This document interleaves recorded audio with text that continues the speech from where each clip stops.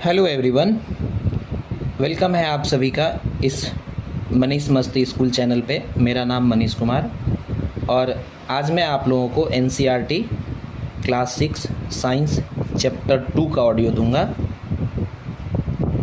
भुला कर जिया तो क्या जिया, है दम तुझ में तो उसे पा कर दिखा। भुला कर जिया तो क्या जिया, है दम तुझ में तो उसे पा कर दिखा। लिख दे खून से अपनी कामयाबी की कहानी और बोल उस किस्मत को, है दम तो मिटा कर दिखा। भारत एक ऐसा देश है जहां लड़की साल के पूरे व्रत जानती है। भारत एक ऐसा देश है जहां लड़की साल के पूरे व्रत जानती है, लेकिन संविधान में उसकी सुरक्षा के लिए कितने अनुच्छेद हैं ये नहीं जानती। चलिए चलते हैं टाइम को बिना गवाए चैप्टर 2 पे। भोजन के घटक। अध्याय 1 में हमने एक खाद्य पदार्थों की सूची बनाई थी जिन्हें हम खाते हैं। भारत के विभिन्न भागों में खाए जाने वाले भिन्न भिन्न व्यंजनों के बारे में भी हमने बताया था तथा इन्हें मानचित्र में अंकित किया था। एक प्रकार के भोजन में चपाती, दाल और बैगन का भरता हो सकता है तो दूसरे में चावल, सांभर तथा भिंडी हो सकती है। इसके अतिरिक्त अन्य भोजन में अप्पम, मछली तथा सब्जियां हो सकती है। आमतौर पर हमारे आहार में अन्न से बना कम से कम एक व्यंजन होता है। दूसरे खाद्य पदार्थों में दाल या मांस का कोई व्यंजन तथा सब्जी हो सकती है। इसमें दही, मट्ठा तथा अचार भी शामिल हो सकते हैं। इस तरह के आहार के कुछ उदाहरण सारणी 2.1 में दिए गए हैं। अध्याय 1 में प्रस्तावित क्रियाकलाप 2 में आपके द्वारा सारणी में दर्शाए गए व्यंजन छांटिए। इन सूची में कुछ अन्य व्यंजन जोड़िए तथा इसे सारणी 2.1 में दर्शाई गई विधि से पूरा कीजिए। कभी कभी हम अपने भोजन में वस्तुतः इन सभी व्यंजनों को नहीं ले पाते। यदि हम यात्रा में हो तब हम वही खा लेते हैं जो रास्ते में उपलब्ध हो। हम में से कुछ लोगों के लिए यह संभव नहीं हो पाता है कि इस तरह के विविध व्यंजन हर समय खा सकें। आहार में विभिन्न खाद्य पदार्थों के इस तरह के वितरण का कोई न कोई आधार होना चाहिए। क्या हमारे शरीर को विशेष प्रयोजन के लिए विभिन्न प्रकार के भोजन की आवश्यकता होती है? विभिन्न प्रकार के खाद्य पदार्थों में क्या होता है? हम जानते हैं कि प्रत्येक व्यंजन एक या एक से अधिक प्रकार की कच्ची सामग्री से बना होता है जो हमें पादपों या जंतुओं से मिलते हैं। इस कच्ची सामग्री के संघटक क्या है? इस कच्ची सामग्री में हमारे शरीर के लिए कुछ आवश्यक घटक होते हैं। इन घटकों को हम पोषक कहते हैं। हमारे भोजन में मुख्य पोषक कार्बोहाइड्रेट, प्रोटीन, वसा, विटामिन तथा खनिज लवण है। इसके अतिरिक्त हमारे भोजन में रुक्षांश तथा जल भी शामिल है जिसकी हमारे शरीर को आवश्यकता है। क्या सभी खाद्य पदार्थों में ये सभी पोषक उपलब्ध होते हैं? कुछ साधारण विधियों से हम यह जान सकते हैं कि कच्ची सामग्री या पके हुए भोजन में कौन सा एक या अधिक पोषक उपस्थित है। कार्बोहाइड्रेट, प्रोटीन तथा वसा के परीक्षण अन्य पोषकों के परीक्षणों की अपेक्षा सरल है। आइए हम इन परीक्षणों को करके परीक्षणों को सामग्री 2.2 में लिखें। इन परीक्षणों को करने के लिए आपको आयोडीन, कॉपर सल्फेट तथा कास्टिक सोडा विलयनों की आवश्यकता होगी। आपको कुछ परख नलियों तथा एक ड्रॉपर की भी आवश्यकता होगी। इन परीक्षणों को पके हुए भोजन तथा कच्ची सामग्री पर करें। इन परीक्षणों से प्राप्त प्रेक्षणों को सारणी 2.2 में दर्शाए गए तरीके से लिख सकते हैं। इस सारणी में कुछ खाद्य पदार्थ दर्शाए गए हैं। अपना परीक्षण इन पर या अन्य किसी उपलब्ध खाद्य पदार्थ पर कर सकते हैं। इन परीक्षणों को सावधानी से कीजिए और किसी भी रसायन को खाने या चखने का प्रयास मत कीजिए। यदि आवश्यक विलयन तत्काल उपलब्ध नहीं है तो आपके अध्यापक निम्न विधि से उन्हें तैयार करा सकते हैं। आइए विभिन्न खाद्य पदार्थों की जांच करके देखें कि किसमें कार्बोहाइड्रेट उपस्थित है। कार्बोहाइड्रेट कई प्रकार के होते हैं। हमारे भोजन में पाए जाने वाले मुख्य कार्बोहाइड्रेट मंड तथा शर्करा के रूप में होते हैं। आयोडीन का तनु विलयन बनाने के लिए जल से आधी भरी परख नली में कुछ बूंदे टिंचर आयोडीन की मिला दीजिए। कॉपर सल्फेट विलयन 100 मिलीलीटर जल में 2 ग्राम कॉपर सल्फेट घोलने से बन जाता है। 100 मिलीलीटर जल में 10 ग्राम कास्टिक सोडा घोलने से हमें अभिष्ट कास्टिक सोडा विलयन मिल जाता है। हाँ, यदि किसी खाद्य पदार्थ में मंड है तो हम इसका आसानी से परीक्षण कर सकते हैं। मंड के लिए परीक्षण के लिए खाद्य पदार्थ या कच्ची सामग्री की अल्प मात्रा लीजिए। इसमें तनु आयोडीन विलयन की 2 या 3 बूंदे डालिए। खाद्य पदार्थ के रंग में होने वाले परिवर्तन को देखिए। क्या यह नीला या काला हो गया है? यह नीला या काला रंग मंड की उपस्थिति दर्शाता है। इस परीक्षण को किसी अन्य खाद्य पदार्थ के साथ दोहराएं और जांच कीजिए कि किसमें मंड है। अपने प्रेक्षणों को सारणी 2.2 में लिखिए। प्रोटीन के लिए प्रोटीन के परीक्षण के लिए किसी खाद्य पदार्थ की अल्प मात्रा लीजिए। जिस खाद्य पदार्थ का परीक्षण करना है, यदि वह ठोस है तो पहले उसका पेस्ट अथवा चूर्ण बनाने की आवश्यकता होती है। खाद्य पदार्थ की अल्प मात्रा को पीसकर या मसलकर उसके चूर्ण को एक साफ परख नली में डाल दें और 10 बूंद जल डालकर उसे अच्छी तरह हिलाएं। अब ड्रॉपर की सहायता से परख नली में 2 बूंद कॉपर सल्फेट को मिलियन तथा 10 बूंद कास्टिक सोडा का विलयन डालिए। अच्छी तरह हिलाकर कुछ मिनट के लिए परख नली को रख लीजिए। आपने क्या देखा? क्या परख नली का पदार्थ बैंगनी रंग का हो गया? बैंगनी रंग खाद्य पदार्थ में प्रोटीन की उपस्थिति दर्शाता है। अब आप इस परीक्षण को किसी दूसरे खाद्य पदार्थ के साथ दोहरा सकते हैं। वसा के लिए परीक्षण। खाद्य पदार्थ की अल्प मात्रा लीजिए, इसे एक कागज़ के टुकड़े में लपेट कर कूटिए। ध्यान रखें कागज़ फट न जाए।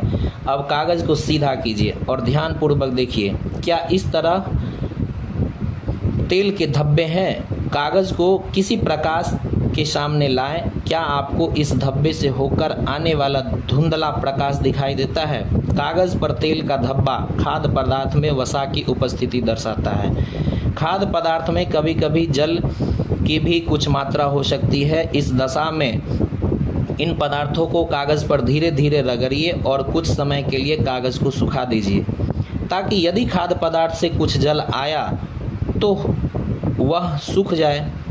इसके बाद यदि कागज़ पर तेल का कोई धब्बा न रहे तो यह पता चलता है कि खाद्य पदार्थ में वसा उपस्थित नहीं है। ये परीक्षण क्या दर्शाते हैं? क्या वसा, प्रोटीन तथा मंड उन सभी खाद्य पदार्थों में उपस्थित है जिनका आपने परीक्षण किया है? क्या एक खाद्य पदार्थ में एक से अधिक पोषक तत्व उपस्थित होते हैं? क्या आपने कोई ऐसा खाद्य पदार्थ पाया जिसमें इनमें से कोई भी पोषक तत्व उपस्थित ना हो? हमने 3 पोषकों कार्बोहाइड्रेट, प्रोटीन तथा वसा के लिए खाद्य पदार्थों का परीक्षण किया। विटामिन तथा खनिज लवण जैसे अन्य पोषक भी हमारे विभिन्न खाद्य पदार्थों में उपस्थित रहते हैं। इन सभी पोषकों की हमें क्यों आवश्यकता होती है? विभिन्न पोषक हमारे शरीर के लिए क्या करते हैं? कार्बोहाइड्रेट मुख्य रूप से हमारे शरीर को ऊर्जा प्रदान करते हैं। वसा से भी ऊर्जा मिलती है। वास्तविकता यह है कि कार्बोहाइड्रेट की तुलना में वसा की समान मात्रा से हमें अधिक ऊर्जा प्राप्त होती है। वसा और कार्बोहाइड्रेट भोजन को ऊर्जा देने वाला भोजन भी कहते हैं। कार्बोहाइड्रेट के कुछ स्रोत बाजरा, चावल, गेहूँ, शकरकंदी, आलू, गन्ना, पपीता, तरबूज, आम, मक्का, ये सभी कार्बोहाइड्रेट के स्रोत हैं। वसा के कुछ स्रोत पादप स्रोत मूंगफली से, गिरी से और तिल से, और जंतु से भी वसा हमें प्राप्त होती है। मछली से, मांस से, अंडा से। प्रोटीन के कुछ स्रोत पादप स्रोत चना, मूंग, तुअर का दाल, राजमा, सोयाबीन, मटर, और जंतु के स्रोत हैं मांस, मछली, पनीर, अंडा। विटामिन ए के कुछ स्रोत दूध, मछली का तेल। विटामिन सी के कुछ स्रोत संतरा, टमाटर, अमरूद, मिर्च, नींबू, आंवला। प्रोटीन की आवश्यकता शरीर की वृद्धि तथा स्वस्थ रहने के लिए होती है। प्रोटीन भोजन को प्रायः शरीर वर्धक भोजन कहते हैं। विटामिन रोगों से हमारे शरीर की रक्षा करते हैं। विटामिन हमारी आँख, अस्थियों, दांत और मसूड़ों को स्वस्थ रखने में भी सहायता करते हैं। विटामिन कई प्रकार के होते हैं जिन्हें अलग अलग नामों से जाना जाता है। इसमें से कुछ को vitamin A, vitamin B, vitamin C, vitamin D, vitamin E, vitamin के नाम से जाना जाता है। विटामिनों के एक समूह को विटामिन बी कॉम्प्लेक्स कहते हैं। हमारे शरीर को सभी प्रकार के विटामिनों की अल्प मात्रा में आवश्यकता होती है। विटामिन ए हमारी त्वचा और आँखों को स्वस्थ रखता है। विटामिन सी बहुत से रोगों से लड़ने में हमारी मदद करता है। विटामिन डी हमारी अस्थियों और दांतों के लिए कैल्शियम का उपयोग करने में हमारे शरीर की सहायता करता है। विभिन्न विटामिनों से भरपूर भोजन हमारे शरीर को खनिज लवणों की आवश्यकता अल्प मात्रा में होती है। शरीर के उचित विकास तथा अच्छे स्वास्थ्य के लिए प्रत्येक खनिज लवण आवश्यक है। विभिन्न खनिज लवणों के कुछ स्रोत। अधिकांश खाद्य पदार्थों में एक से अधिक पोषक होते हैं। आपने भी सारणी 2.2 में प्रेक्षणों को लिखते समय इस बात को अवश्य देखा होगा। फिर भी किसी कच्ची सामग्री में एक निश्चित पोषक की मात्रा दूसरे पोषकों की मात्रा से अधिक हो सकती है। उदाहरणतः चावल में कार्बोहाइड्रेट की मात्रा दूसरे पोषकों से अधिक होती है। इस आधार पर हम यह कह सकते हैं कि चावल कार्बोहाइड्रेट समृद्ध भोजन है। इन पोषकों के अलावा हमारे शरीर को आहारी रेशों तथा जल की भी आवश्यकता होती है। आहारी रेशे रुक्षांश के नाम से भी जाने जाते हैं। हमारे खाने में रुक्षांश की पूर्ति मुख्यतः पादप उत्पादों से होती है।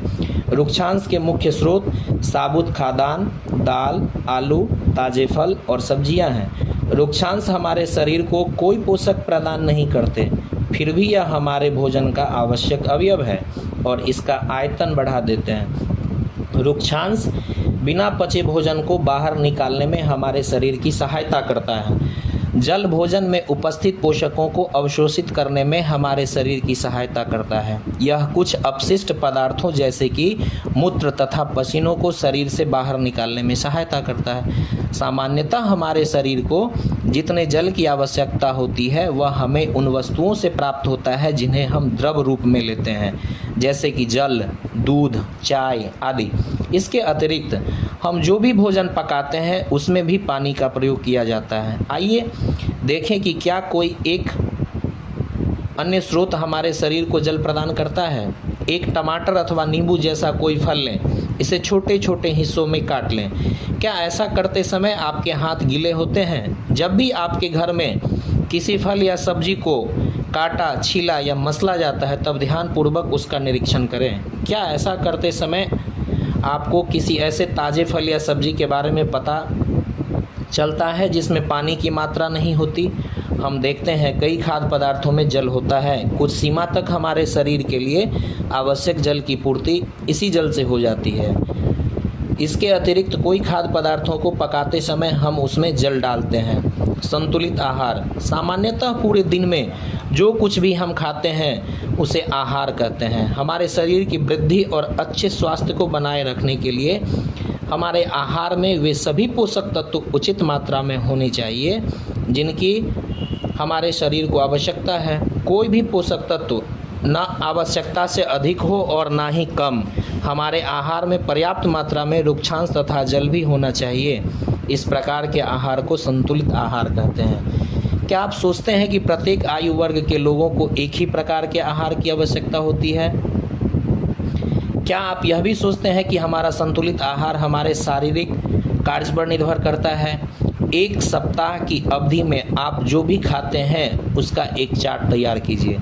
जांच कीजिए कि प्रतिदिन जो भोजन आप करते हैं क्या उसमें सभी पोषक तत्व उपस्थित हैं। दालें, मूंगफली, सोयाबीन, अंकुरित बीज, किण्वन भोजन, दक्षिण भारतीय भोजन जैसे इडली, आटे का मिश्रण, मिस्सी रोटी, थेपला, अनाज व दालों से बना, केला, पालक, सत्तू, गुड़, उपलब्ध सब्जियां तथा इसी प्रकार के अन्य भोजन कई पोषक उपलब्ध कराते हैं। इसीलिए कोई व्यक्ति अल्प व्यय में भी संतुलित आहार खा सकता है।